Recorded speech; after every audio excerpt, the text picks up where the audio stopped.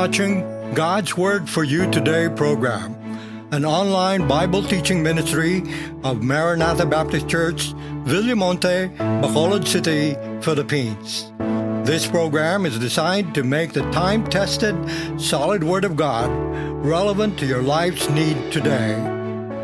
God's Word for You today is found in First, I thank my God through Jesus Christ for you all, that your faith is spoken of throughout the whole world.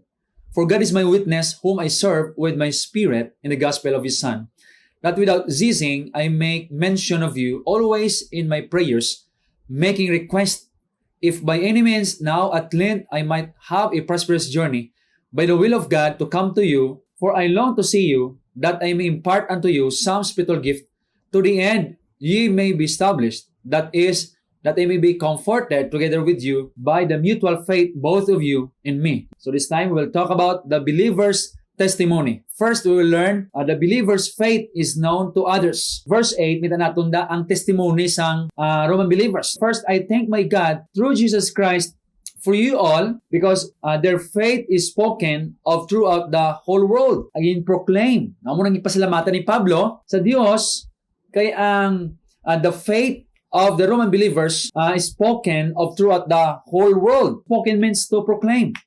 Busilingon si Pablo nung ipasalamat sa Dios tungod sang pagtuo sa mga Roman believers nga naging nakilala in public, ginaistoryahan, nabalaan sila nga matutuod nga tumulo ni Jesus. So amo nang una may tanaton. So the believer's faith is known to others. That's the testimony of the believers. So this time, Apostle Paul was thanking God for the Roman believers because their faith was spoken or known throughout the Roman territory. Okay, sa sakop sang Roman territory, ang ilang faith kuno, ilang pagtuo, nakilala, the headlines no, sa news. They were identified as true followers of Christ. Their lives brought influence to their neighbors. They were identified as Christians through their life. Kung busilingon sila, nakilalaan din sila nga true followers of Christ. Kaya ang ila kabuhi no, naging open sa mga tao no, throughout sa Roman Empire. Amo na ang busilingon sila, no, their faith is spoken throughout the Roman territory. So this time kapasalamat kasi Pablo gakalipay tungod sang ang Roman believers nakabaton sang true gospel nga naglead sa ila, nga nagtawo sa kaluwasan. Kag makita mo nga matutuod gusto nga Christians, kang ila pagtuo ko no, ang ila nga relationship with Jesus nakilala in public, na ginaistoryahan throughout sa Roman Empire. So muna ang ginapaslamatan kag makita mo ng heart ni Pablo nung gakalipay sa minister. Kay totoo di nga gospel ang nabatian sang mga Roman believers. So we can learn a principle: the identity of a true believer cannot be kept in secret. It naturally manifests through his character and way of living. So matutuod nga identity sa isa ka believer, hindi na pwede nga matago niya. Naturally yung magwa gina, ma-manifest gina pagi sa nga character kag way of living. Kag amo na makita nato sa Roman believers. So Christians are saved by God to become an influence in this corrupted and immoral world. So dapat kita nga Christians no, by principle, ang design sa Dios ginluwas kita para maging influence kita, maging salt and light. Kag para mabalaan nila nga Christians kita, kag followers ni Jesus, matutuod nga followers. Paano? Paagi sa ton character kag way of living, kag dili nakilala ng Roman believers, kag amo nang ginakalipay, kag ginapaslamatan ni Pablo. Believers are designed to be blessings to others. Mali Pablo, for God is my witness, whom I serve with the Spirit in the gospel of His Son, that without ceasing I make mention of you always in my prayers, making request if by any means now at length I might have a prosperous journey, by the will of God to come to you. Ano purpose? For I long to see you, that I may impart unto you some spiritual gift, to the end you may be established. So this time Apostle Paul expressed his sincerity concerning his desire to meet the Roman believers. Ano purpose? To impart to them some spiritual gift. Ano ang nag-move siya? Ano ang paano nga gin-express niya sincerity? Mali Pablo, what I'm saying is true. Anong ginamba niya matuod? That I continually include you in my prayers. And I am asking God, if it is His will, I can have a prosperous visit to you.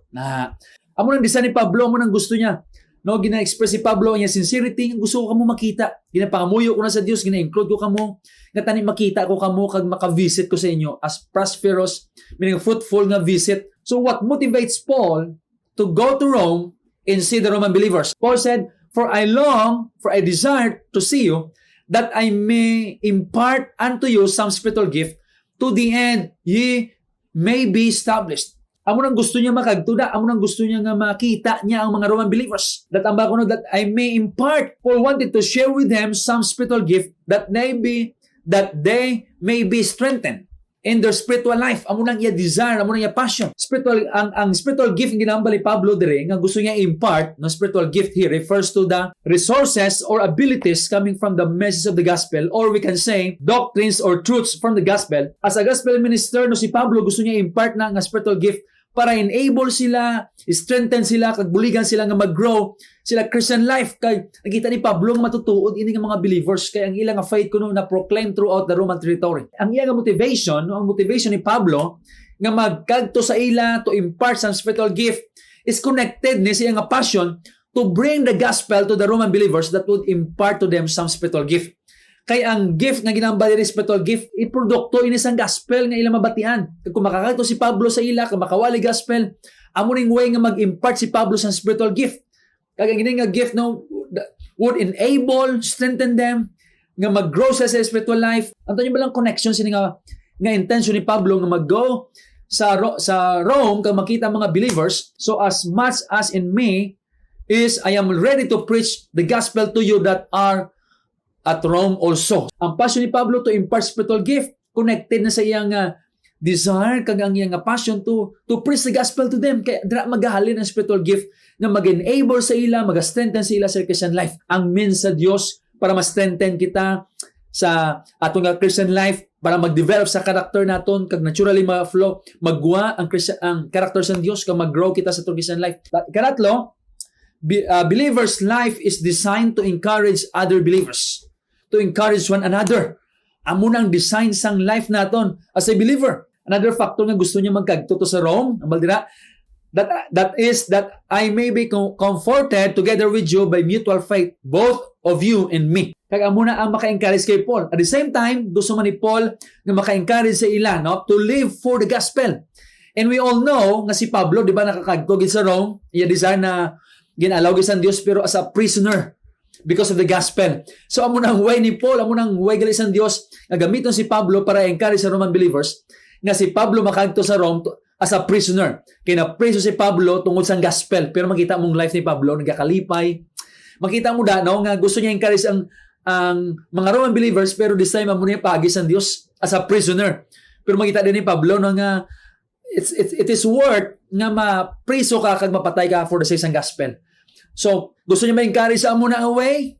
At the same time, ang mga Roman believers maka-comfort may kay Paul ang ila kabuhi, product kag manifestations nga matutod nga gospel nga nag-change sa life nila. Kaya ang life nila ang faith nila naging proclaim, known throughout the Roman territory. So, ano ma-learn natin? Number one, we have many opportunities to show our faith in this crisis. Sini nga crisis, damo ita opportunities nga mapakita tang faith naton, ang pagsalig ta sa Dios. Ang iban ga talang, ang iban ga grabe na ang ratol, but kita as Christians mapakita tami ang pagsalig kita sa Dios, kami relasyon kita biskan sini nga crisis. Salamat lang pamaagi.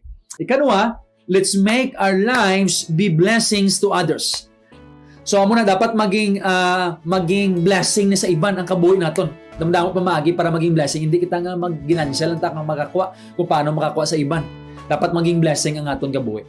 Karatlo, let's live our lives an encouragement to others. Dapat ang kabuhi ta maging encouragement mo sa iban. Hindi nga maging hindi mag-cause ang discouragement. But ang kabuhi ta dapat maging encouragement. Amo na dapat ang testimony natin. So that is God's word for you today.